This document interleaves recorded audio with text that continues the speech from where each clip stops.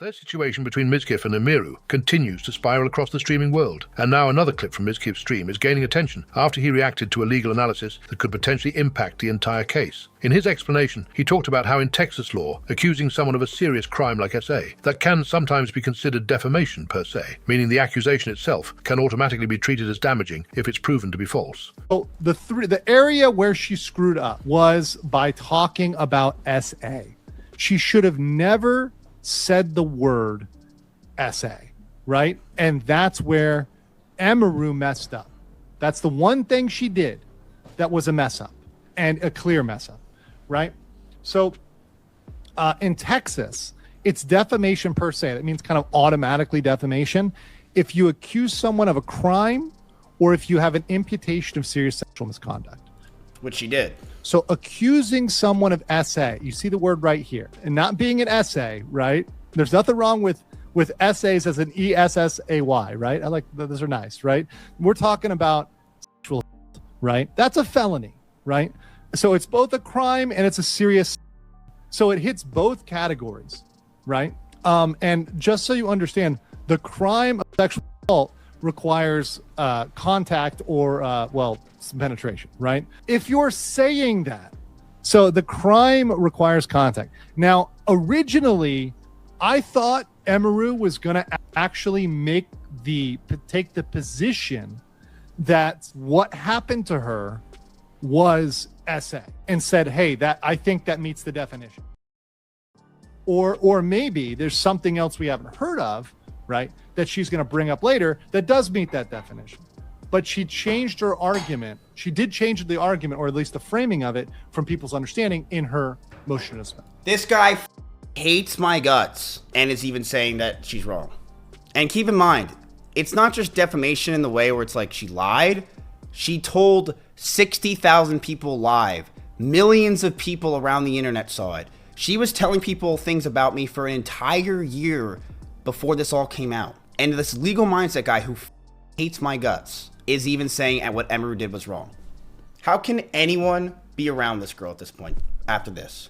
And this isn't even talking about the stalking thing that she claims. She claims I stalked her. There's been no proof or anything on stalking. She just said that and everyone went with it. There's been nothing. And she said she's getting a restraining order. There's still no restraining order after almost 5 months.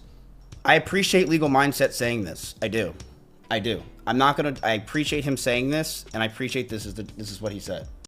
Mizkif then went further, saying that what frustrates him most is that many people in the streaming community still associate with Emiru, despite everything that has happened. He said he appreciated legal mindset, speaking on the topic, because in his words, it's rare to see someone publicly analyze the situation from a legal perspective. The moment quickly began circulating online as viewers debated both the legal implications and Mizkif's reaction to the explanation. Some viewers believed the legal explanation could potentially support Mizkif's side of the situation. A few people argued that if the accusations were truly false, the consequences should be serious because they can destroy someone's reputation and career. Others, however, pushed back on that idea and argued that the situation isn't nearly that simple. Some viewers pointed out that just because a claim becomes part of a legal debate doesn't automatically mean it was made maliciously or that nothing happened. There were also people questioning why Mizkif hasn't pursued more aggressive legal action if he believes the accusation itself was defamatory. Critics argued that making those claims publicly could backfire if the situation were ever fully tested in court. Meanwhile, other commenters speculated about the wider streamer circle and how different creators may eventually respond if the situation escalates further.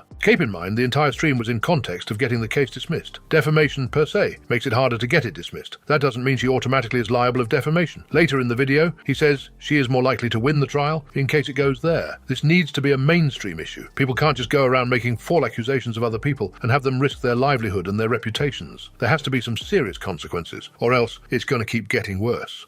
Another moment from the streaming world started circulating online after Pokelawls shared his thoughts about Emiru, her fanbase, and the wider Austin streamer scene. During a recent stream, Pokelawls began talking about how certain creators in the Austin community are perceived online, and the conversation quickly shifted toward Emiru and the people around her. While discussing the topic, he claimed that Emiru has one of the most offensive viewer bases he's seen, sharing in the following. UCS cases, baby. Let's go!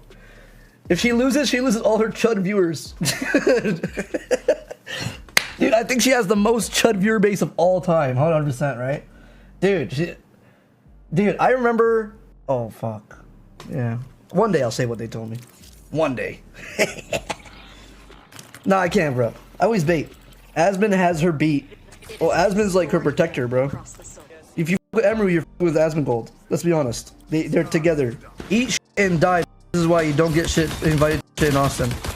To be honest, I stopped going to everything in Austin because Asmon's there. I don't want to be associated with a racist. Like, wake up, people. Some viewers focused on Pokelawls' criticism of Emiru's fanbase and agreed with the idea that criticism of her often brings strong backlash. Others pointed to Asmongold's position in the community, saying they believe he often ends up defending creators in his circle. At the same time, others pushed back against Pokelawls' claims entirely. Some people argued that the real reason he's frustrated is because his own viewership has declined over the years, sharing Twitch statistics to suggest his comments were motivated by that. There were also viewers who defended Asmongold directly, saying they don't believe he's racist and pointing out that Asmongold himself rarely attends streamer events, which they say contradicts the idea that he's influencing who attends gatherings in Austin. Meanwhile, others criticize Pokelawls more broadly, saying he frequently blames different creators whenever he distances himself from the Austin scene. Another moment from the streaming world has started circulating online after Asmongold spoke about a creator named Burnt Peanut and what he believes the creator represents for older gaming culture. During a recent stream, Asmongold was reacting to Burnt Peanut and the type of content he creates. While talking about it, Asmongold said the creator reminds him of what he described as old gaming, particularly the culture around early FPS games, where voice chat and competitive trash talk were a major part of the experience. Asmongold speaks on Peanut in the following. You gotta really feel bad for these people. What a freak, bro. What a weird ass little freak. No, we bringing it back. The reason why I like Peanut, one of the reasons why I like him is he represents the old gaming. This is the way, like, I'm sorry, but like if you play FPS games, like that is your guy. That is your guy. Like racist jokes, slurs, all kinds of like fucking politically incorrect comments. Like that's what it's about. Like that's what it's always been about. Like this is a cultural victory that we are bringing it back. I think that we are only, and I'm hopefully speaking this into existence. I want to be able to say slurs again. I do. I want to be able to. Like whenever I play an online FPS game and I can't use those words, I feel like a pit bull that's like, you know, like one of those pit bulls like out in the backyard. It's like chained to a pole.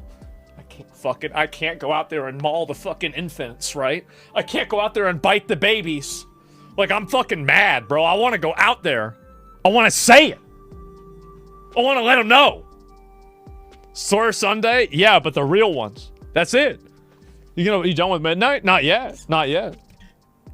Yeah, it's like you got a muzzle on. Exactly. I'm bro, I hate that. Some viewers agreed with Asmongold's point, saying older online games had a very different environment, where offensive jokes and harsh trash talk were common parts of the experience. They argued that many friendships and rivalries formed through that kind of competitive banter, and that modern platforms have become overly sensitive. Others supported Burnt Peanut's rise more generally, saying his content feels authentic, compared to what they see as more corporate or sanitized content from larger creators. They pointed to his growth across multiple platforms as evidence that there's still demand for that style of humor. At the same time, critics pushed back against the entire idea.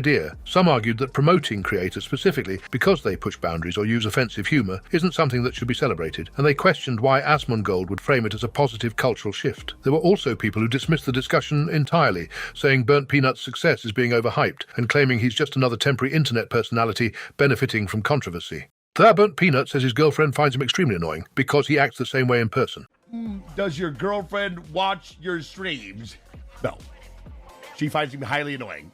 To be fair, I act very similar on stream how I do off stream. So she hears this shit 24/7. She literally cannot escape it. So that's why she does it. Yes, good question, Jerry. No way he has a girlfriend. Dude, I do have a girlfriend. I do. She lives in Canada. You don't know her. She's very real, and I think she likes me. So let's ride. Let's ride. Esfan finally got his revenge on Maya. Okay. I can't believe I'm finally getting to destroy Maya Higa.